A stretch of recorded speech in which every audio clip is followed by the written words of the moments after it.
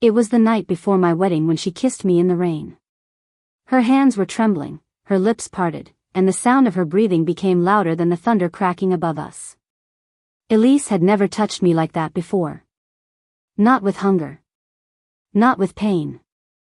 Not with that kind of desperation that says, "Please, remember this." Because I did. Every part of it. Every inch she took, every part of me she broke. My white dress clung to my body as she sank to her knees on the slick pavement of the hotel parking lot. The storm swallowed the city, but all I could hear was her mouth against my skin. All I could taste was my regret mixing with her tongue.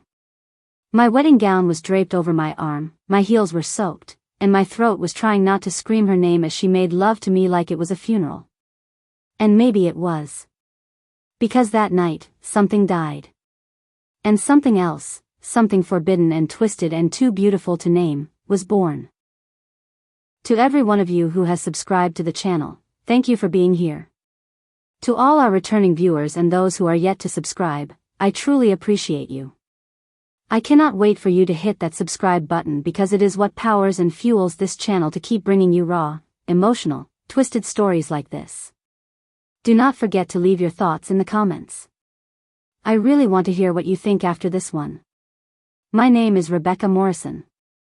I was 28 years old when I married Daniel Hayes. I was raised in a conservative home in Tennessee, now living in a quiet suburban neighborhood in Northern Virginia. I was a marketing manager by day, a woman of many secrets by night. And one of those secrets had shoulder-length black hair, piercing gray eyes, and the most dangerous smile I had ever seen. Her name was Elise Turner. We met at my friend Nora's birthday party 3 years earlier. Elise was the bartender.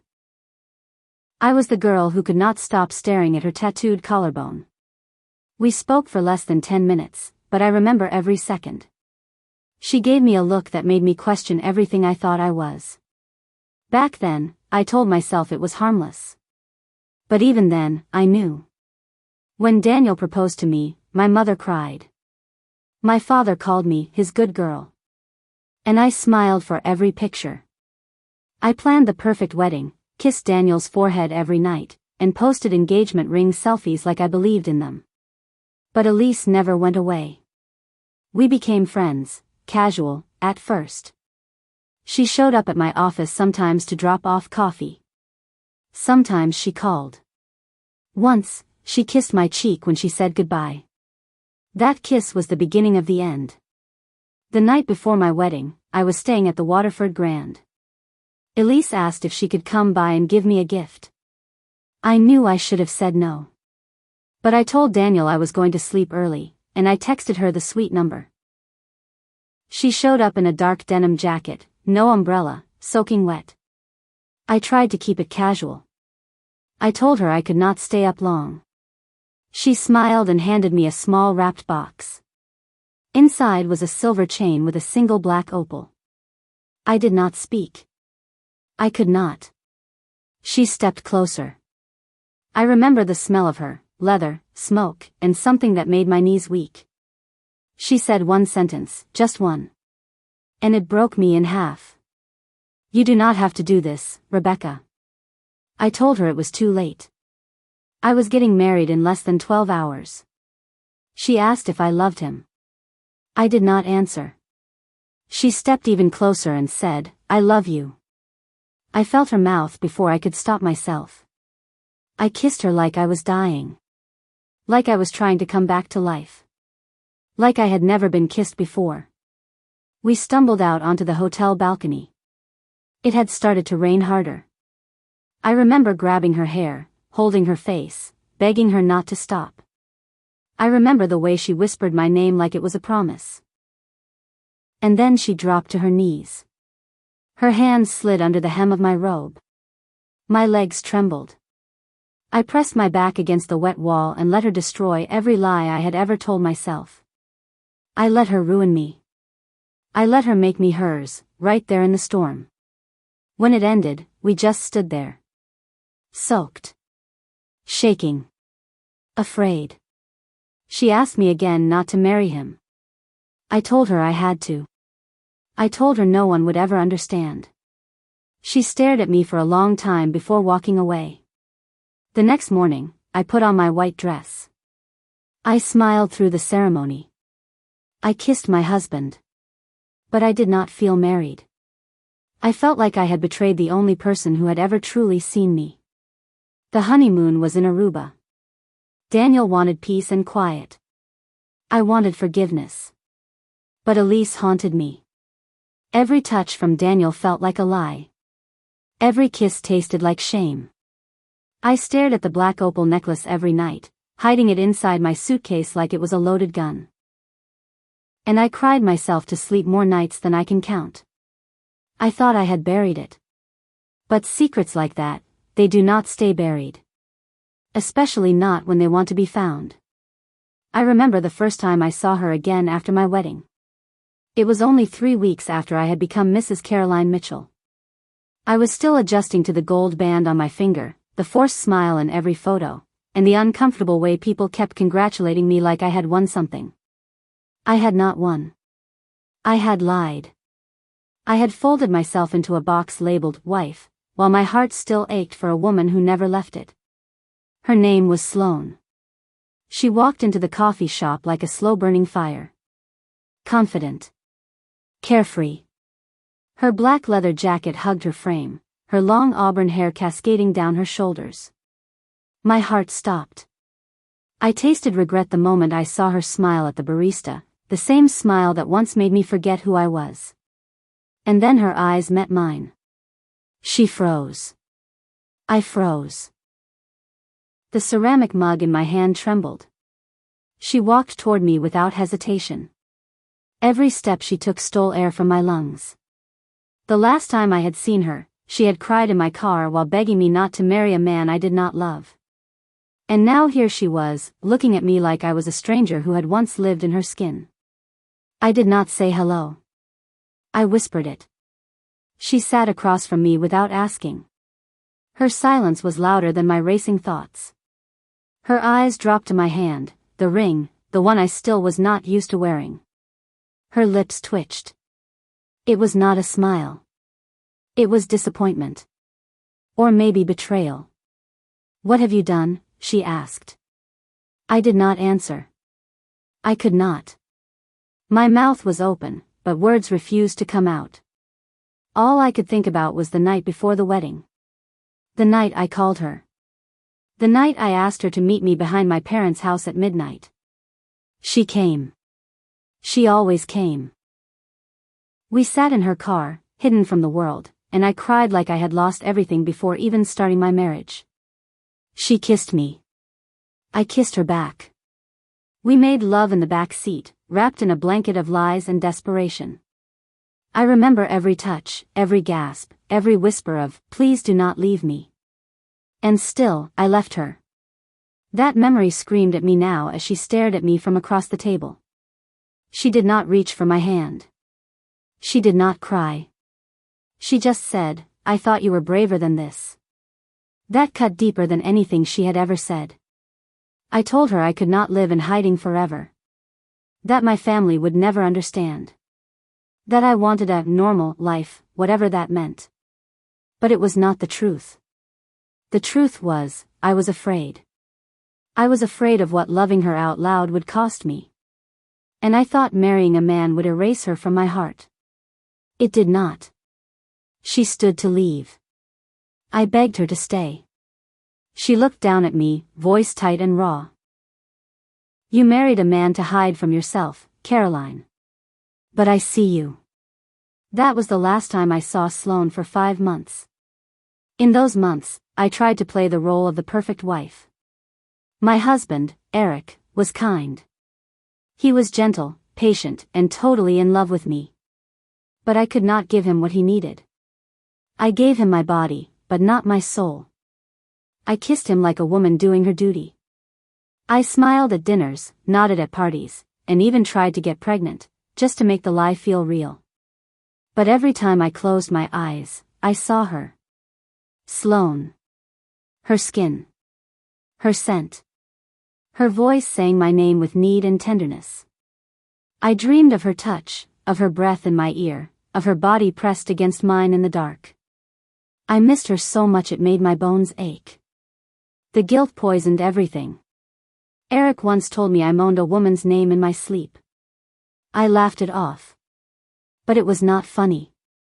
I was falling apart inside. Pretending to love a man, while secretly longing for a woman I pushed away to protect an image I did not even believe in. Then one night, everything shattered. Eric came home early from a work trip. I had not expected him. I was in bed, wearing an old college t-shirt, scrolling through Sloane's social media. I had never unfollowed her. I just tortured myself quietly.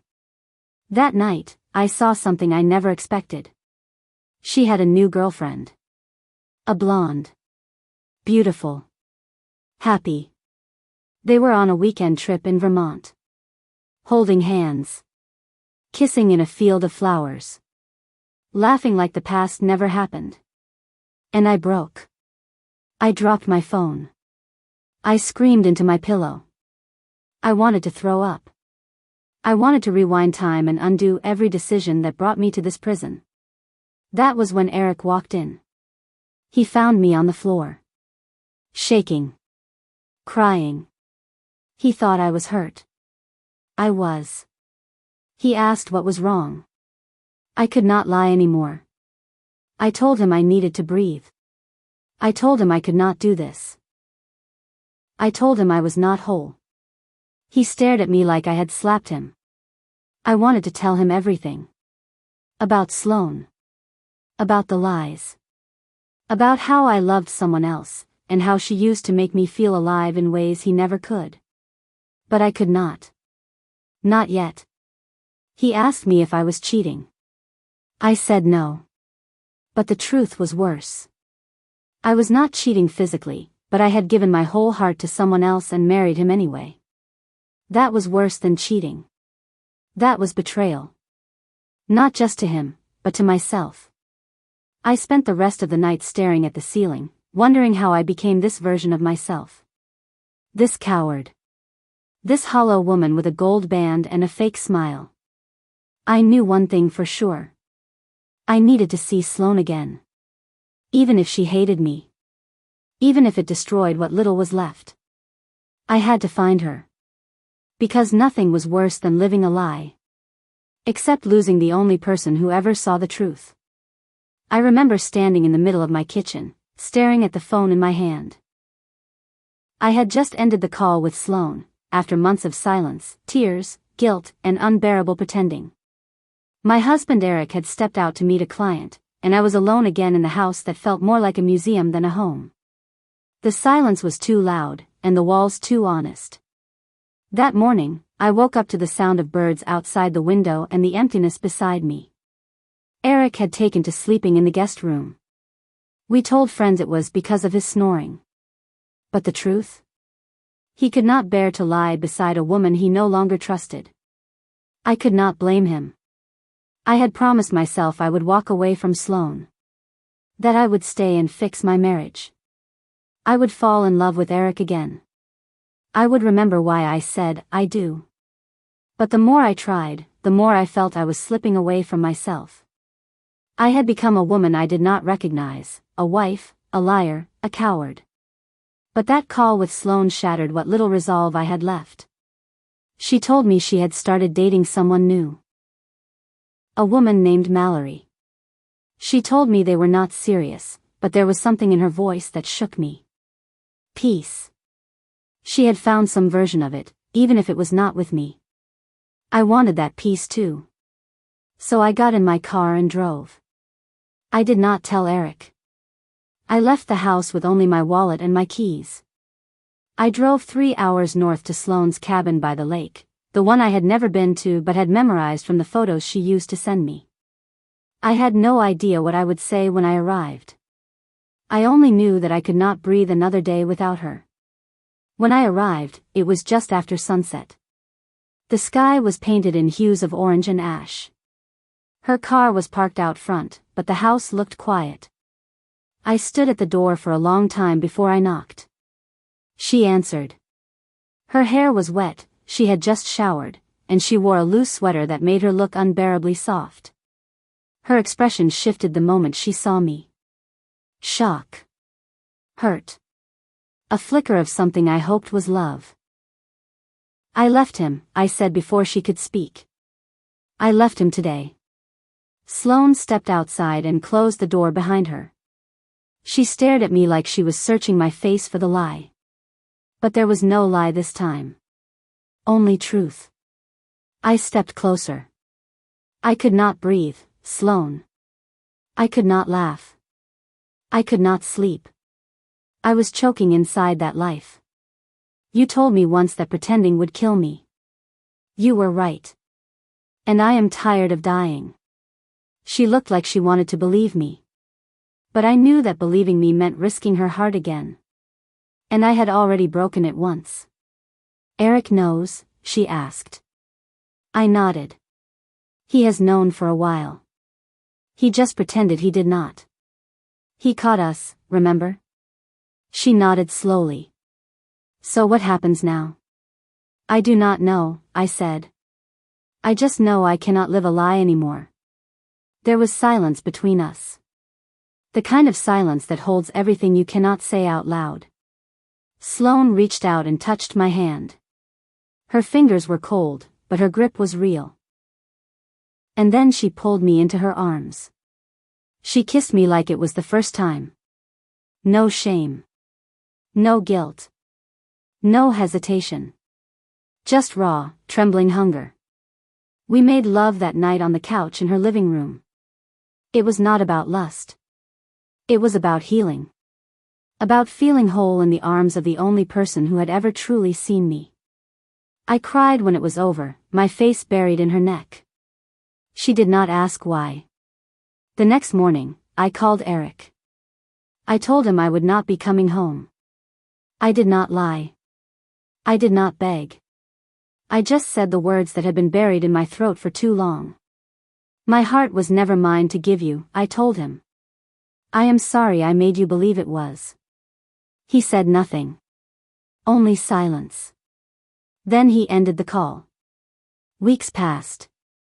I moved into Sloane's cabin. We cooked dinner together. We watched old movies. We sat by the fire in silence. She asked me once if I regretted any of it, losing my marriage, the wreckage I had left behind. I said no. Because for the first time in my life, I felt like I belonged somewhere. Not in a role. Not in a facade. But in her arms. In her world. In her love. I married a man to hide it. But now, I have stopped hiding. I chose her.